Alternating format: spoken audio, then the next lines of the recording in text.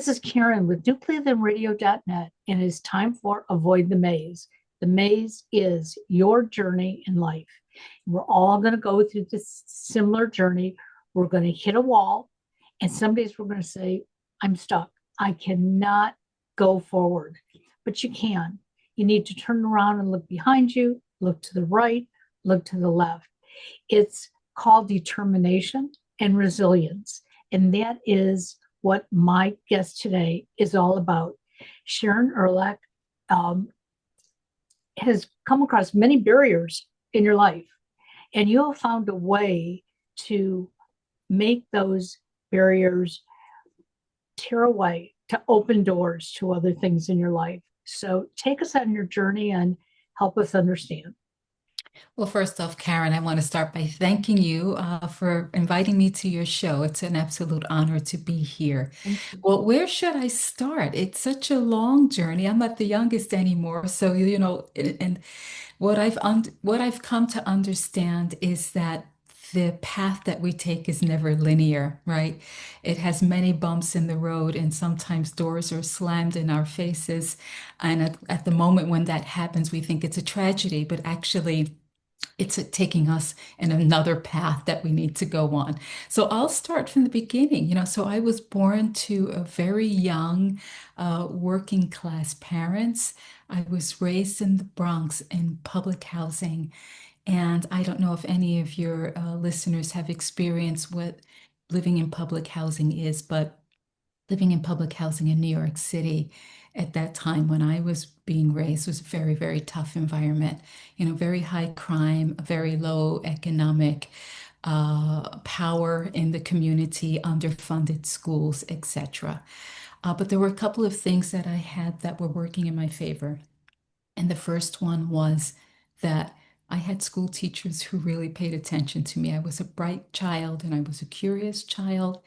And they saw this spark in me and they always fed me more, whether it was more assignments, now we would call it a stretch assignment. Yeah. But back then, when you're 8 years old, it's just more fun work, but things that helped me challenge my thinking, gave me books to read that the other children in the class weren't getting.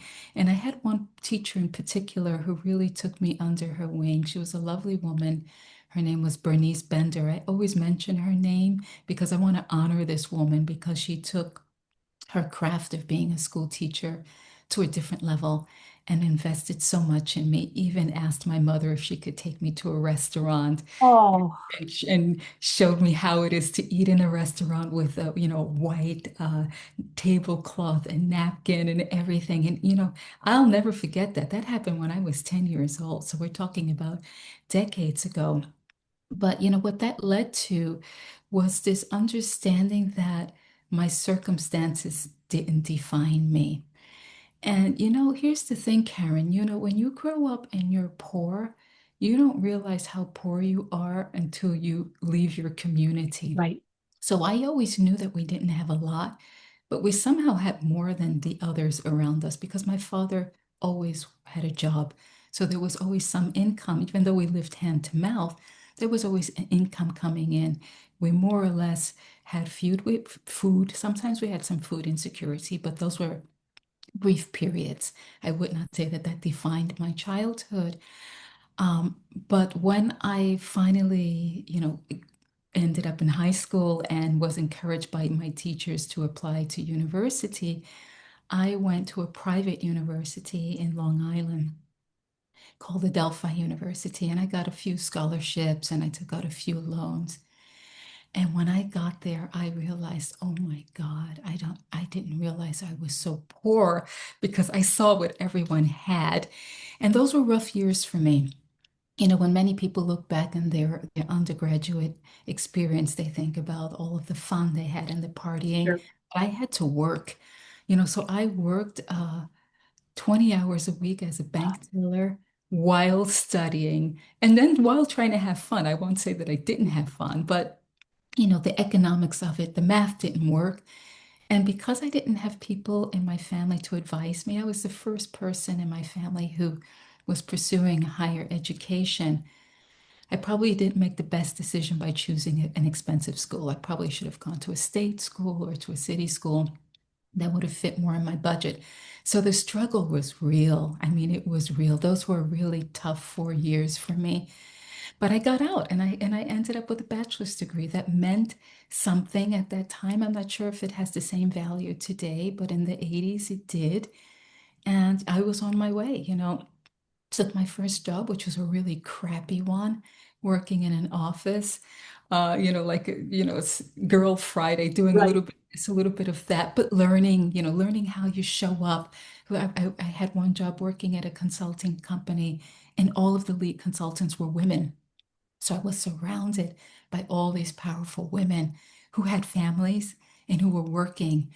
And I just thought, okay, I see that I might be able to do something like that in the future. And I don't want to go through my whole resume, Sure. but what I can say is that um, I've never let my circumstances define me.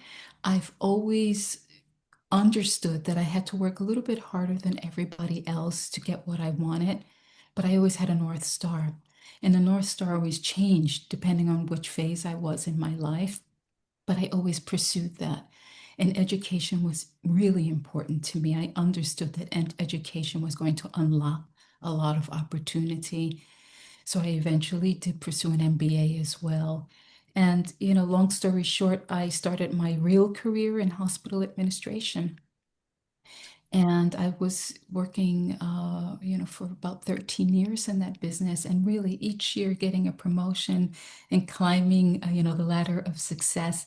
And I enjoyed the work because I knew what I was working for, working in a hospital that was providing services to private patients, paying Sure. patients, but also to the community as well. And then I met a very dashing Austrian man there who was working there, pursuing his research. He was there on a research fellowship, and a huge love story ensued. And he was in America for 2 years with his visa. And when his visa was over, he had to go back to his country. And he asked me to join him. And that's how I left the United States. And that's how I ended up in Vienna, Austria. And I've been living there ever since. So I've been in Austria for 26 years now. This June makes 26 years. Wow. So Wow. I've had a series of reinventions of myself over that period. I think I'm on version, Sharon 5.0 at this stage of the game. And I think this is a real fun chapter in my life. And so, I think the overriding message there is that we are not a product of our environment. We don't have to be. I mean, we can be, but we don't have to be. Well, and I think that environment gave you the strength to look around you to see, what you could do with the love you had in your family. The There had to have been some nurturing from your parents for education, because we don't just go to school and say, "Oh, I'm interested." Right. Something sparks that. And so you took your your culture and you said, "Okay, now what else is there?" And I like when you said that you didn't even realize maybe how poor you were until you got to college. Yeah. And I know I grew up in Detroit, Michigan. My father always had a job, but not always the best job. And for the first 9 years of my life, we lived in a 2 bedroom flat. I had two older brothers. And I now look back and I feel badly for them that they shared a bedroom with their baby sister for at least 9 years. Um, but we didn't even realize when we were growing up that we were any different from anybody else. Right. We Right. didn't go into somebody's house and say, "Oh, you have your own bedroom, okay," or "You have two bathrooms," or whatever. Um, and I learned from that sure, there may be a lot of things that I want, but I don't have to have everything I want. It sounds like what I'm hearing from you, that you didn't have to have all those things, but you needed the knowledge. You needed to be able to feel good about yourself, that you could keep taking one step after another, which is what you did in corporate America. Okay. Yeah. What was it like though when you left America? Now you went to a foreign country. Mhm. Um, and if I'm not mistaken, doesn't everybody speak German in Austria? That's Yeah. right. Yeah, that's right. I have a nephew from Austria, and Oh, okay. we'll be sitting having Thanksgiving dinner, and all of a sudden the dialogue is like, "What are you talking about?" Because he just reverts to his Sherman. Mhm. How was that for you? Because now you had to pivot and make some big changes in your life. Yeah. Pivot is the right word, and it was a hard pivot, I have to say. Um, well, I mean, of course, I didn't speak German. If anybody understands a little bit about how healthcare operates in the United States versus Europe, those are two entirely different operating models. You know, in the US, healthcare is a business. It is about bottom line and profitability. And in Europe, it's a human right to have healthcare. So the hospitals aren't necessarily run like a corporation. Sure. So there was no way that I was going to be able to continue my career as a hospital administrator. And quite honestly, when I moved to Vienna, I saw that as an excellent adventure. I gave myself a year to just have a good time, to get my bearings. And what was really important to me was to make my own friends. I really didn't want to rely on my husband's network to be my friends, which, by the way, they were all men anyway. I wasn't interested Yep. in that. I wanted to make my own friends. And what I did was, I, and just for a little context, I was making a six-figure salary when I left New York. I took a job working for Berlitz, teaching executives English for the equivalent of about $15 an hour. So you want to talk about a humbling experience. Right. But I knew it was necessary. I knew that I wanted to work, and I knew that work was a way that I could meet people, my own people, and build my own community. And through that work, I met a friend. I made my first friend. And then I found some women's networking groups, and I was very sociable, and I was always putting myself out there, which I think is so important to tell people, hey, I'm here, but not only tell them that you exist, but also tell them what you're looking for. And so I always articulated, I'm a professional woman, I'm an educated woman, I'm looking for work, so just dropping those nuggets to whomever would listen to Yeah. me. And eventually, I took a temporary job at IBM because IBM, you have to think back, this was 1999, where um, all of the major corporations were trying to break into Eastern Europe. And Right. so they all had headquarters in Vienna because that in Vienna is the easternmost Western European city, Okay. uh, like on the border of Slovakia, very close to Hungary, very close to Czech Republic. Um, and IBM was looking for people who had skills and who could speak really good English. And so I took a 6-month job there, which was a temporary job, and I stayed for nearly 15 years. And so, and what I can say is IBM is a wonderful school to develop yourself because it's competitive. It can be a very brutal environment, but you understand what excellence means. You understand that if you want to move ahead, that you have to do the right things and you have to network and you have to get sponsors. And I learned all of that. So that was completely different from my hospital career Sure. experience, working in a corporation. And that got me on my way. And I have to be honest with you, Karen, the first 6 or 7 years I was there, I kept pining for healthcare. I kept saying, somehow I'm going to get back to healthcare. And I really didn't see my IBM experience as a career. I saw it as a job, those first, and that's a long stretch. Yeah. And then finally, I had a mentor, and she said to me, what are you doing?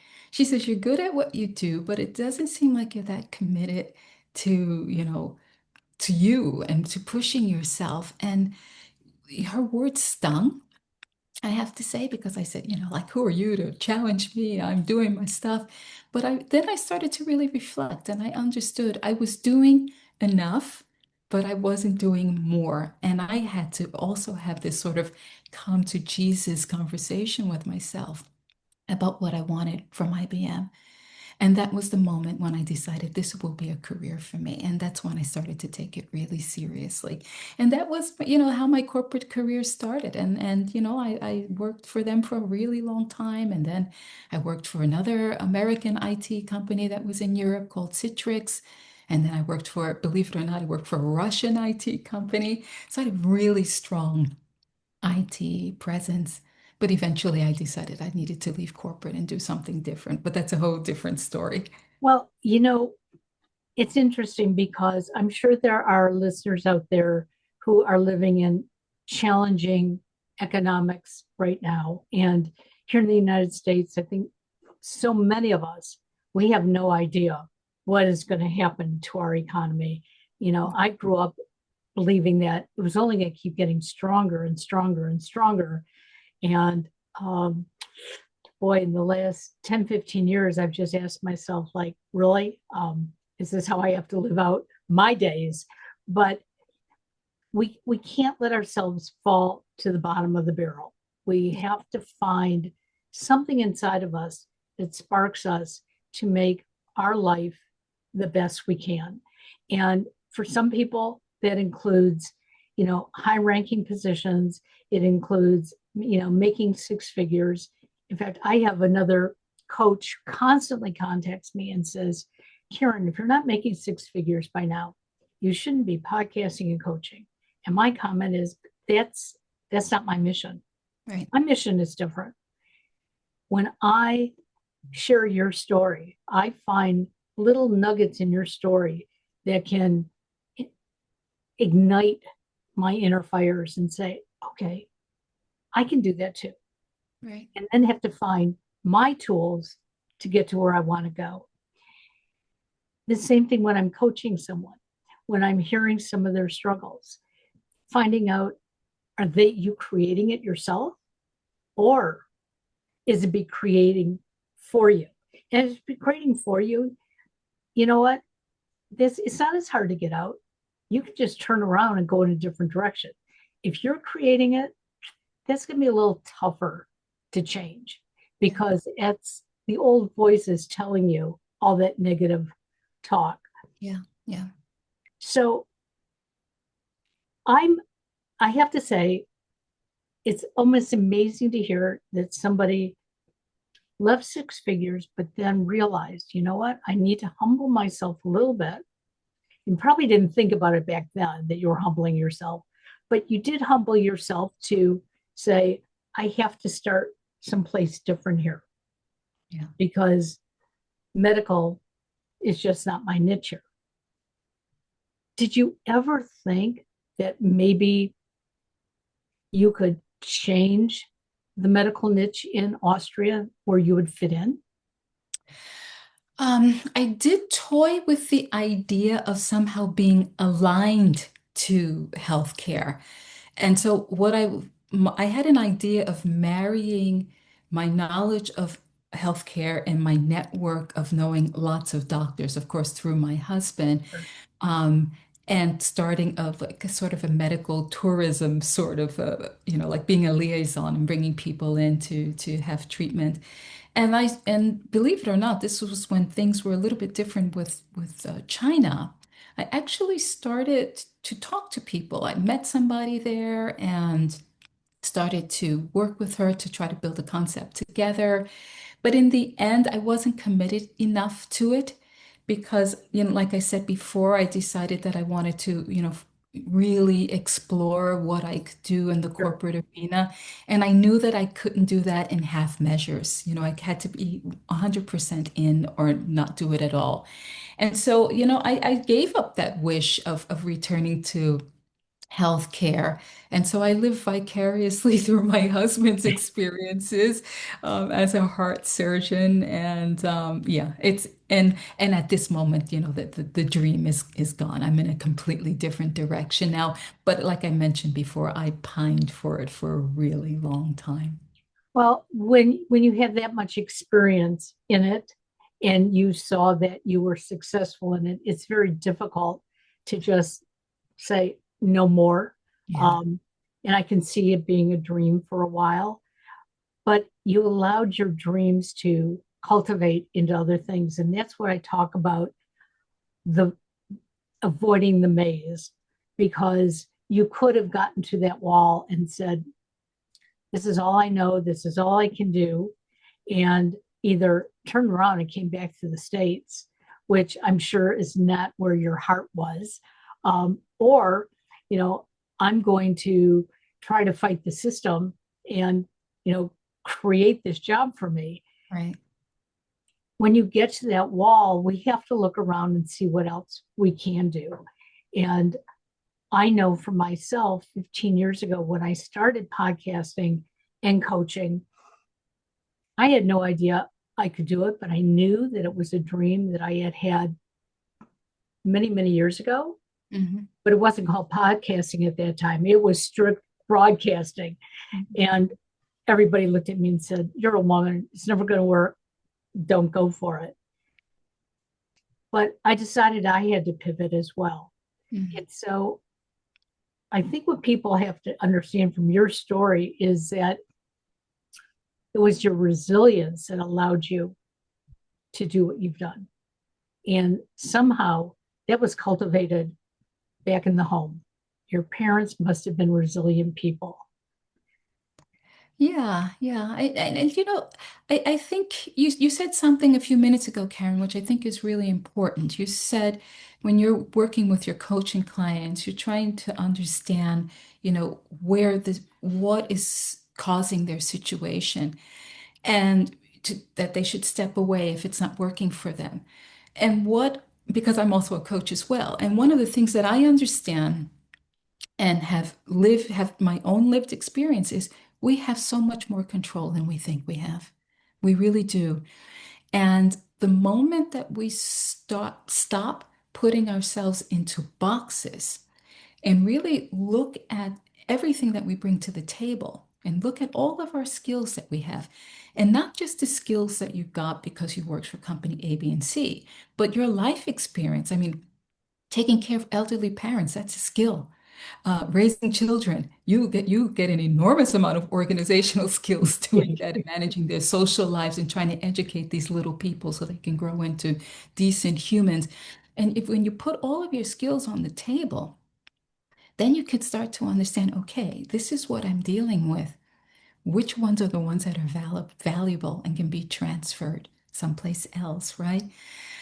Because I could have done what you said and just said, you know what, that's it. I'm just going to be an English teacher for the rest of my life in Austria because I can't get into healthcare. My dream has died. But I knew that I had something valuable that I could offer somebody else. My job was to get them to reframe the thinking about my experience. So not to say, this is a lady I'm interviewing who was a hospital administrator. She will never fit into IT. But sort of minimizing that the branding that it was a hospital and maximizing the kinds of things and putting the focus on the kinds of things I was involved in to get them to start, taking them on the journey on how I could make a difference for them. And this is something that all of us have the power to do, but it's strategic, right? You have to think about it. You have to think about, what am I saying about myself?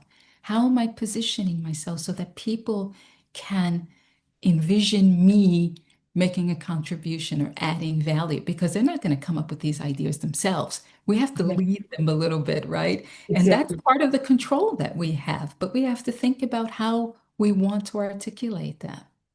It's interesting because my last corporate job I had was at a private college, and they first brought me on as, the title was high school admissions speaker.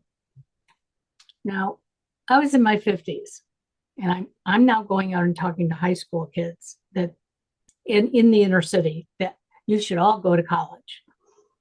And I took it differently. I went in there and I talked to them, and I found out which kids wanted to go to college, why, then find out which kids didn't want to go to college and why. And I never told them they had to go. What I told them was they had to keep learning. You have to keep learning.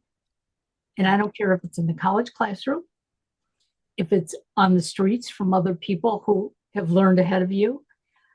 but don't stop educating yourself. And I did this for about 7 months. And they weren't real happy with me at the college because I wasn't getting enough kids to come in and sign up for classes.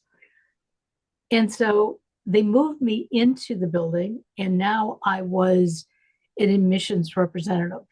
So now I'm signing these same children up for college, and they would come in, and I probably only got 30% to sign up. And why? Because of the cost. I wasn't going to put them in further debt than they already were. Yeah. And I stayed in that position for 10 years. I was successful because I was meeting my minimum goals. Mm-hmm.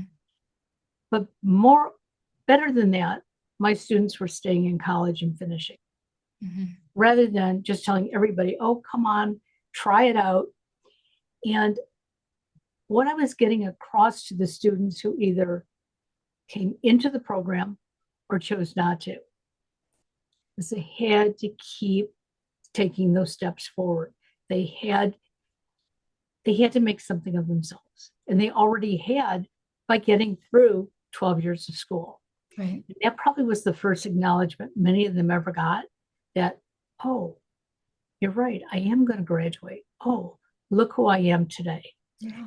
And so I tell my clients, we got to find that one little nugget that's going to say, hey, this is who I am. This is what I still can do. We have to stop putting limits on ourselves. Yeah. And I'm assuming that many of the students that you went to school with in your community probably didn't get the same reaction from their teachers as you got from yours. She saw that you were hungry. Yeah, yeah. But you mentioned something that's really important. My parents always supported me. So when I came home with a good report card, they were completely over the moon. They let me know that they were happy that I did it. The older I got, the less capable they were to help me with my assignments because, like I said, they were, they were not highly educated people, but they never put barriers in my way. They always were incredibly supportive of me. And for a lot of young people, that's really, it's very difficult. I'm mentoring a girl now, a 14-year-old girl who wants to do something that her parents think doesn't add value. And you could see how they are wearing this poor child down because she wants to be a nurse's aide because she likes caring for people. And that's such a noble profession. And we need so many people to do that kind of work on both sides of the pond, right? And her parents think that she could be she should pursue, a bachelor's degree and become a corporate raider. And she's not that person. And they are just dampening this kid's spirit at the age of 14. And so I have to say, I admire what you were doing with those kids to really help them see the realities of pursuing something because everyone says that's the right thing to pursue. Knowledge comes in so many different ways. I mean, I'm a lifelong learner myself. This year, I invested in myself a few thousand euros to get certified on it using a psychometric tool, which is helping me with my coaching and my corporate clients. Because why not? Because I was curious and I said, yeah, I have the space to do it. I can afford to do it. I have the time to do it. I could see how it could add value to my business. And like you said, learning comes in so many different ways. It doesn't always have to be a bachelor's degree or an MBA. There are just so many different ways that we can have this curiosity of ours to quench it. Absolutely. And although you say you don't like AI, this is one of the areas where AI can somehow democratize some of the learning, right? That, even if you have a free version of some of the learning language tools, you can use them and you can learn and you can educate yourself. And I think that's a wonderful thing. So I noticed in your bio, in addition to all the work that you do and all the learning that you do, you've also been a caregiver for your mother. Yeah. And most people don't understand what caregiving really is all about. Yeah. I had no idea until my mother got ill 8 years ago. Mhm. She had a stroke. Mhm. She went blind from the stroke, but did not know she was blind. Oh, She okay. swore she could see, and you weren't going to tell her at 96 years old, no, you're blind. So we had to play the game. Yes, you see, and we had to see what she was seeing. Um, After she got out of the hospital, they told us to put her in a nursing home, but Mhm. her brain was still working very functionally at 96. And I just couldn't institutionalize her. Neither could my brothers. It was like, she's going to go sit in a chair. She's going to be strapped in the chair because she's blind. She's not going to know who she's talking to. We can't do that. So we brought her back to her place. We got some assistance, but I came from Cleveland up to Michigan and stayed with her for the duration of 2.5 months, Mhm. watching her caregivers take care of her and having to jump in and do some of that work myself. I realized how rewarding it was, but how exhausting it is. Yeah, And completely. as you mentioned before, we need caregivers. We need people who really love working in that field. And we were very lucky. My mother had 4 different caregivers that we rotated. They were all excellent. And they all came to her with different values. So Mhm. there was one woman who was there every Tuesday and Thursday afternoon. She and my mother, according to her story, they worked in an office together. Mhm. And she had my mother typing. My mother was lying in bed, but my mother was typing. She was doing her job on Tuesdays and Thursdays. And as soon as you would tell my mother that this caretaker was coming that day, my mother knew that she had to get prepared for work. Mhm. And it was exciting to see how each one brought something different and helped her through this 2.5 months. Yeah. It was the last 2 weeks of her life where none of it mattered to her, but Mhm. they still came and brought the exact same energy to her bedside. Right. And watching that and being part of it made me realize that we don't honor caregivers enough, whether they're family or hired. So Yeah. it has to be difficult for you to do this from Europe too, coming back and Well, forth. yeah, yeah. Well, I mean, my mother was with me in Austria for 8 years, so she came to visit, and she had a massive stroke, and became completely paralyzed, unable to speak, unable to walk, and had to be completely rehabilitated. And my son was young, so I was taking care of my mother, raising my young son, and I had a full-time job. Not a small feat, but not special. I wasn't Yep. special. There were lots of people, there were millions of people doing exactly that. I have to say that the burden really rests on women, mostly in our societies, to take on that sort of unpaid labor. And it is unpaid labor, whether you're doing it for someone you love or a complete stranger. That is labor, that is hard Yes. work. Um, and it will bring you to your knees sometimes when you're taking care of an elderly person, because unlike taking care of a child, where you see them developing and growing, every single month you see changes, every single year you see changes. With an elderly parent, an aging parent, it's not moving in that direction, right? So there are losses. And it's very hard, not only for the parent to deal with the loss of their mobility, their ability, their cognitive function, but it's also very difficult for the child or the caregiver to see that happening, not only because you have loss, you feel the sense of loss for your loved one, but you understand that there were consequences. Yes. Every time that person loses something, that's more work that you have to do, or you have to step in. And it's hard work, it's brutal work, it's noble to do it. But I would not put my mother in an institution, nor would my sister. We are committed to her. We will care for her until we cannot. Maybe there will be some line that happens where, she reaches some sort of state where she cannot be cared for in the home anymore, but she's not there yet.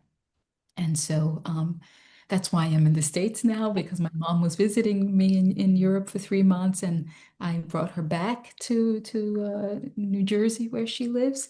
She can't travel alone, obviously. Sure. So I'm here with her now and with my sister. It was great for my sister to have a 3-month break as well, because caregivers don't get breaks normally. No, they don't. No, they don't.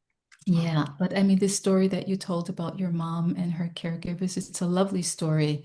And I like what you said that they brought, they all brought something different to the table, and they all brought the same level of energy each time, no matter where she was in this phase of, this last phase of her life. And that energy is really hard to keep up. And we were lucky because we did go through some caregivers that were just in it because it was a paycheck. Right. Um, and sadly, you're going to have that. I don't Yeah, care what you can, businesses you you're in. can't avoid it. Yeah. And luckily, I was there 24/7. So when I noticed that she wasn't getting the care she needed, I helped make those changes because I didn't know, did she have a week? Did she have years? And that was the one thing the doctors told us when we brought her home. Mhm. She could hang on like this for many, many years. Mhm. But because we couldn't, and she had full body function, but because she was blind, her brain wasn't telling her how to use her body. And Mhm. so she basically was bedridden. I told the story the other day that one day she said to me she wanted to go for a ride in the car. And I said, let me think about it. I'm thinking, how am I going to get her from the bed into a wheelchair, the wheelchair into the car? And where am I going to take her? She's not going to see. And I was feeling guilty that I was trying to find reasons not to take her. Mhm. So I finally said, okay, we'll go. But what I did was I opened up the shades in her room and we realized that she could tell certain lights. So Mhm. she saw that it was brighter and she said, oh, thank you for taking me outside. It's a beautiful day. And I Oh. thought, I really got it right. Mhm. Readjusted her in her bed, had Mhm. her sitting up, and we took something in front of her so that she thought she had her seatbelt on. Mhm. And I was making her bed go up and down. Mhm. And I'm telling her where we are. And she's going, oh, I haven't been by the zoo in a long time.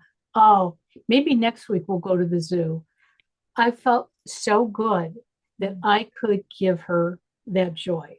Right. I don't know if I could do it 24/7 like a regular caregiver, Yeah, but of course. Of course. whatever you can give is very, very important.